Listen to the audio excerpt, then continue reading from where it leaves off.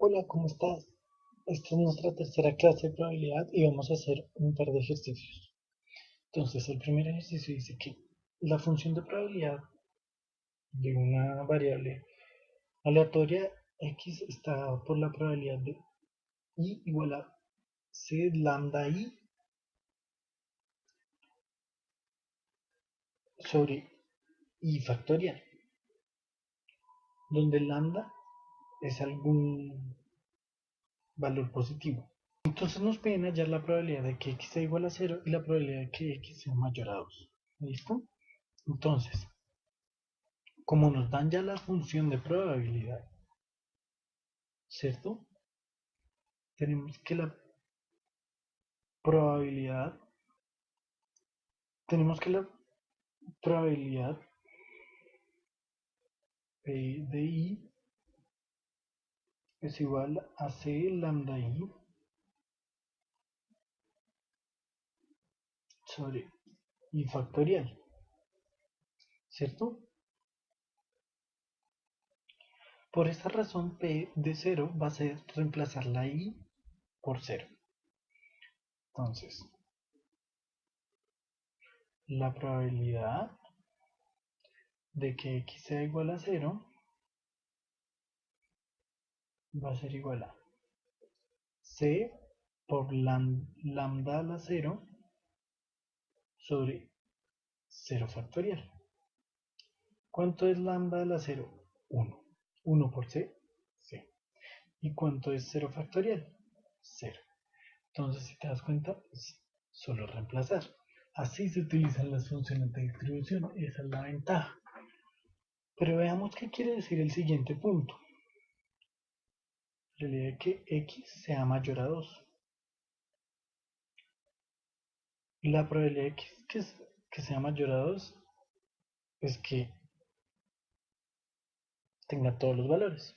Pero no sabemos hasta dónde va y no nos dicen.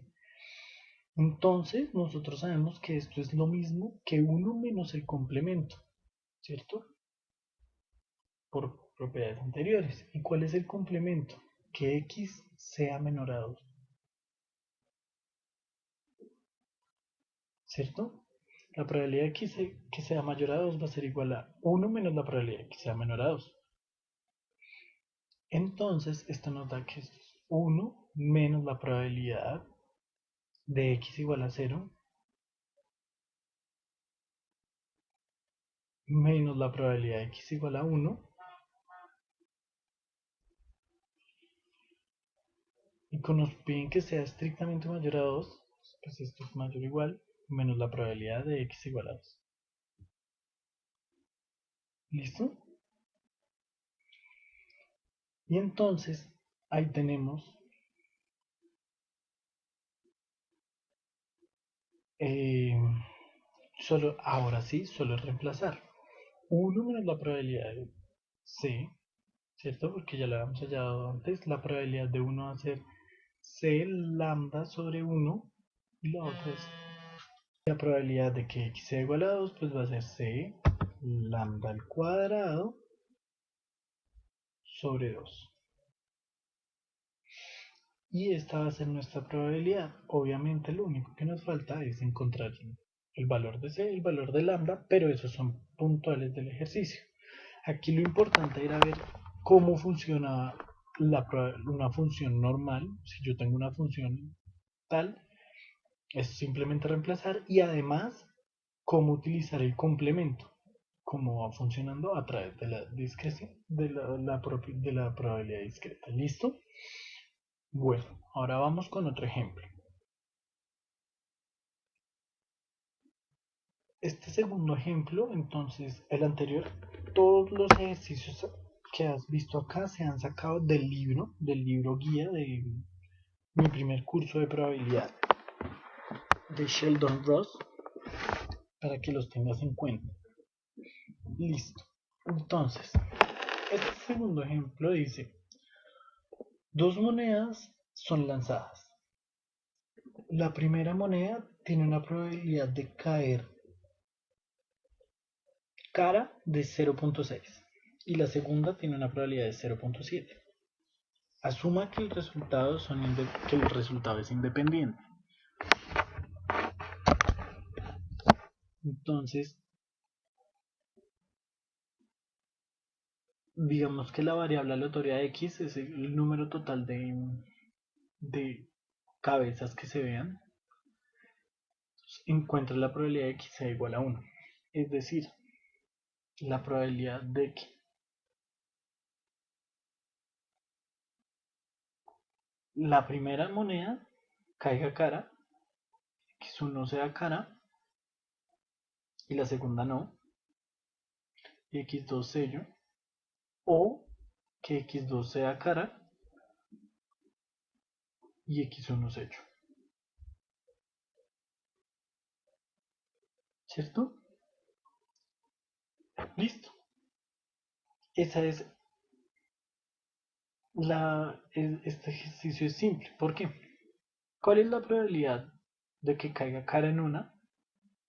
Entonces, probabilidad de x igual a 1. Sumamos la probabilidad de todos los eventos, es decir, la probabilidad de este evento más la probabilidad de este evento. ¿Cuál es la probabilidad de x1 cara y x2 sello? 0.6. La probabilidad de que x1, vamos a decir que pues, la primera moneda que menciona es x1. ¿Y cuál es la probabilidad de que sea sello? Pues como solo hay dos opciones, pues si la cara es 0.7, pues el sello será 0.3. Más la probabilidad que sea cara, x2, que es 0.7, por la probabilidad que sea 0.4. ¿Cierto?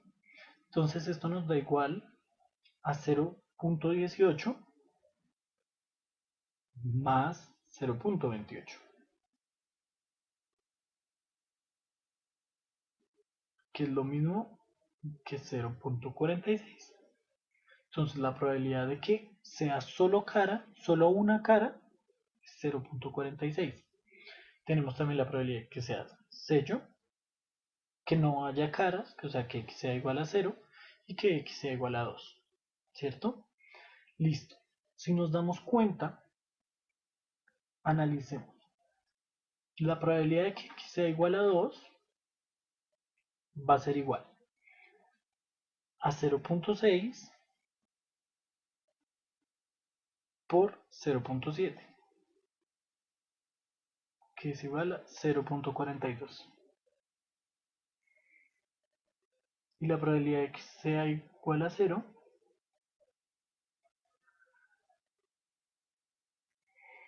es igual a 0.3 por 0.4.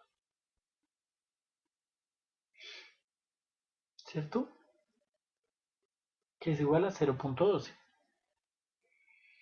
Entonces, si nos damos cuenta, 0.46, 0.42 y 0.12 nos da 1. La suma de esos tres nos da 1. Entonces, esos son los tres valores de x. Además de eso, nos damos cuenta que la mayor probabilidad se concentra aquí, pero también acá. Eso nos lleva a un nuevo término.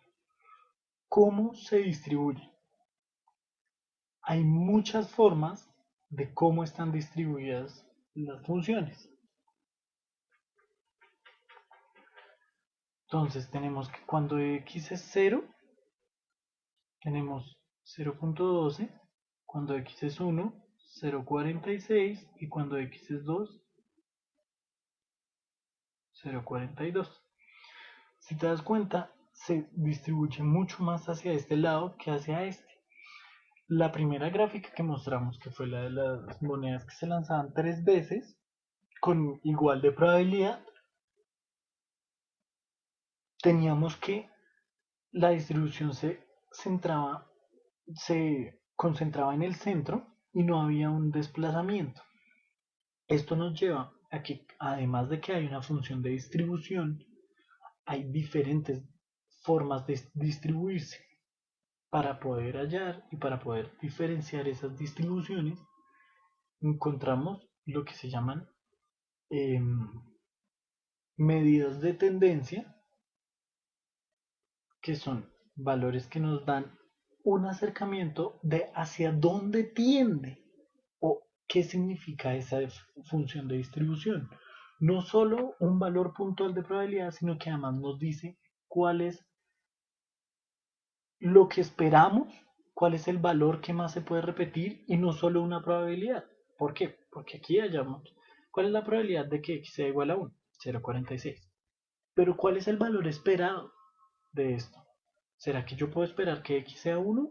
¿Será que puedo esperar que x sea 2? ¿O en su efecto, podría pasar que x sea 3? Listo. Esas son las medidas de tendencia central, que lo veremos la próxima semana. Tenlo en cuenta. Mucha suerte.